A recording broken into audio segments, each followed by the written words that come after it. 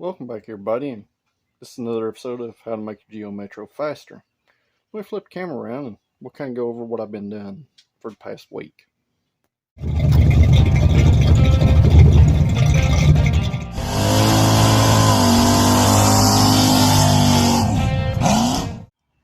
And alright guys, I'm just going to go over in this video just some general stuff here. I have changed a few things on the car. Haven't made another video because they've not really made any kind of difference. In fact, the car's been getting slower as we've been going. Like I said before, I did compression test the motor and we were pretty low in cylinder 2. It was about 120. So basically what we got here, we got about 145 on cylinder 1, about 120 on cylinder 2, and about 130 on cylinder 3. I swapped it over to D85 because I was having tuning problems on pump gas. I was either super lean or super rich, and when I got super rich, I just went ahead and converted it. No gain from that. What it did do was bring our compression up a little bit. It brought it up about 10 psi across the board. So what I've done at this point, I took and I put a little oil in cylinders and I spun it over, and we ended up with like 200 and 200 and like 205. So it looks like we have a set of weak rings. So despite this, I went ahead and I bought a pair of G13 adjustable cam gears. So what I've done, now this isn't a performance mod on its own, it allows you to tune a little bit. So what I've done, I compression tested this motor and advanced it about a half a degree at a time until the compression numbers started to come up. So doing that wet, I ended up with oil in them. It brought it up to 215, 220, and 210. So I'm definitely going to have to put a set of rings in this motor. But I'm going to try it with time in advance. I'm going to drive it. I reset our time to 30 degrees. As you can see, I've added the fuel pressure gauge. We have anywhere between 5.5 and 6.5 psi fuel pressure when the car is running. I did add a wideband to the car just to make tuning for me a little easier. A lot of my tuning issues, and this is a booster out of the Autolite 2100. So basically the way this works, you get your jets in your main well, and you have these emulsion tubes right here. The more holes in the tubes, the slower it draws fuel up. So I put a variable air bleed set up back in the car. I soldered up a couple of the holes up at the top of it. And I took and I ended up drilling out our idle circuit, which is our center tube here, and our idle air bleed jets. Until I got it where it was happy cruising and happy in transition and happy wide open throttle. It's still a little bit rich. It's still about 11.7 wide open throttle with the 85. It didn't have an empty tank, so it will lean out a little bit more. So I've been trying to overshoot my target. So basically, this episode is pretty much going to be about tuning, guys. And we're going to see how it picks up. Now, I did make a couple of runs this morning with timing all the way advanced as far as cam gear go and all the way retarded with pretty dismal results. So this stuff is super important to make sure your car is as fast as it can be despite the health of the motor. So it's warm today, so it'll probably slow the car down a little bit. We'll look at the mile an hour stuff real close. So I'm going to take this thing for a drive and we'll see what we got. I'll be back here in just a few. Well guys, I just got back. I probably made 10 runs in this thing. I was actually very surprised because it's pretty warm today. So basically, this thing run a string of like 1270s to low 1280s. I mean, just right, boom, boom, boom after another. Uh, so tune's pretty close. Advancing the cam timing for peak compression. Did pick it up down low, and it picked up big time in 60 foot. I can't wait to try it when it's cooler outside. Like I said, it's in the mid 70s today. But since it is such a nice day today, I'm going to go ahead and jack this car up, because it does have a 155/80 R12 on the front. And it does have that also on the rear. I do have a set of 145s from Project Blue Balls. So I'm going to swap 2 front tires and put a 145 on it. And we can see what kind of gain we get from the shorter tire. I won't guess it's going to be pretty significant also. So we'll go over everything towards the end of this video. This is about tuning, trying to maximize what you have. And luckily the car's not faster than regular traffic, so it really don't pick up any kind of attention when you're out doing passes in it. So now that I know that the motor stuff's happy, it's not going to pick up any more without doing a re-ring job and do some head work. That's going to be later. Like I said before, we are going to do a max effort NA setup first, and then we'll step into the turbo motor. But I'm going to get these tires swapped, and we'll see what's going on after that. And alright, I figured I would show y'all why I'm changing from the 155/80 to a 145. This is the 145/80, and that's the 155/80. It's quite a bit taller, about an inch.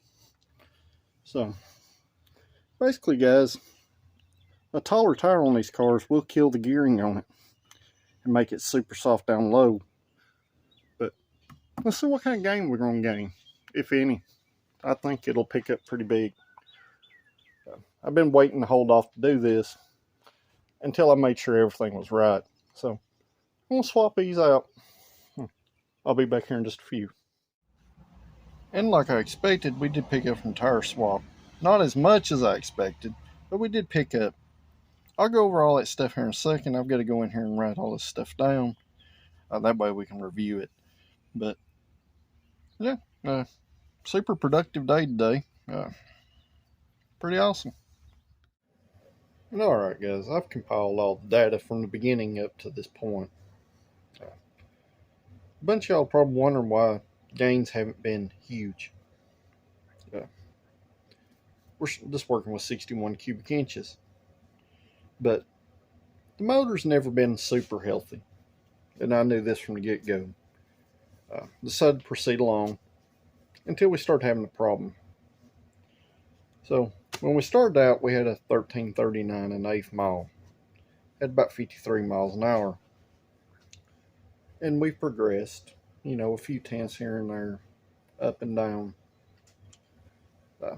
One big thing I've noticed about the car, usually after you get good and hot, it slows way, way down. Been trying to do most testing when it's cool outside, because the car does respond better. When it's cool, you'll always have more power. Air's more dense. Ultimately brings up your dynamic compression just a tiny bit. But this morning, I'd really worked on the tune quite a bit. And I'd played with the cam gear a little bit. And the car had slowed down to 16 1/8 mile.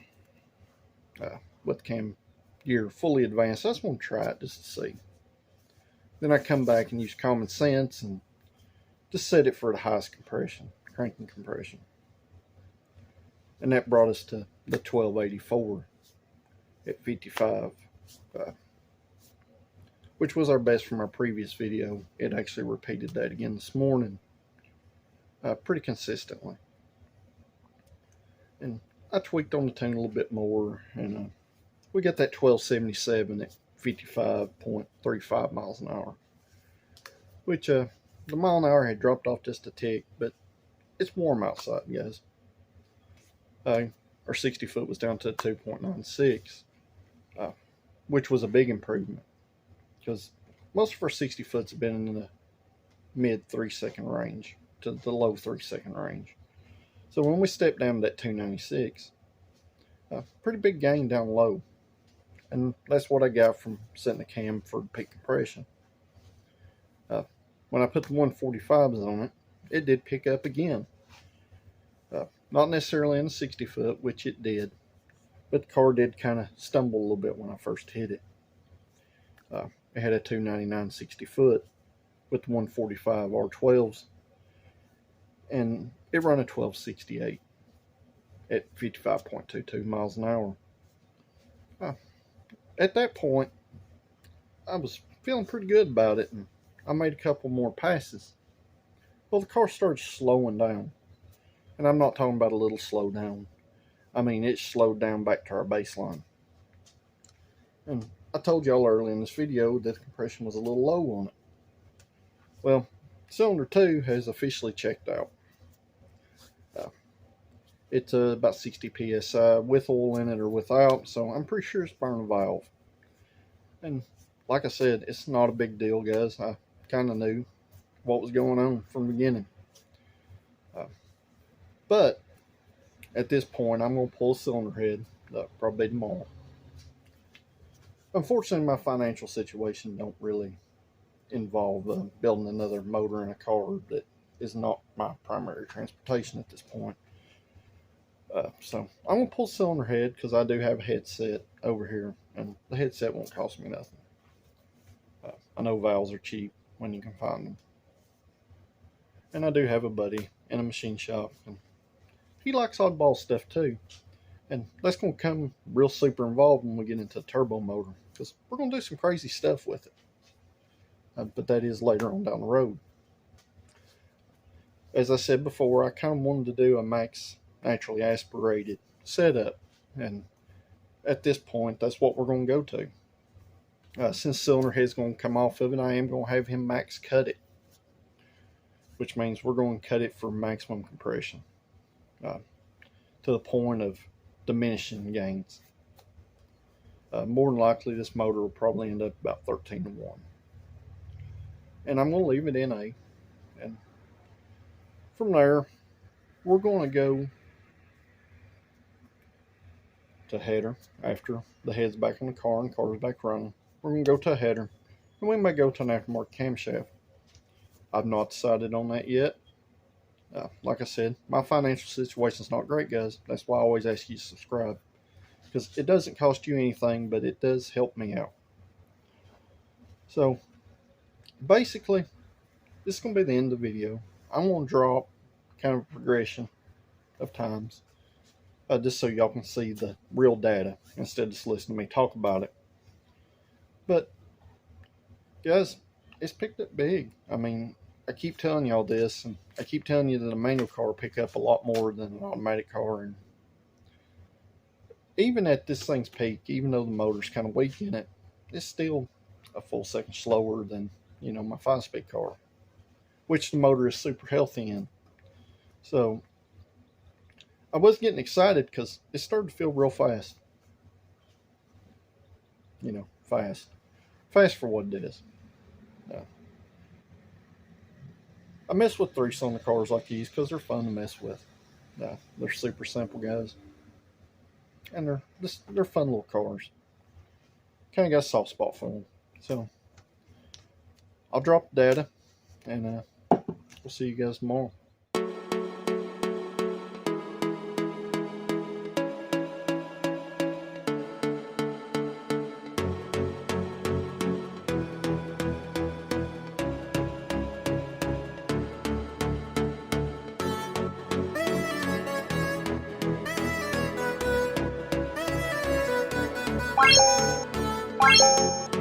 Bye.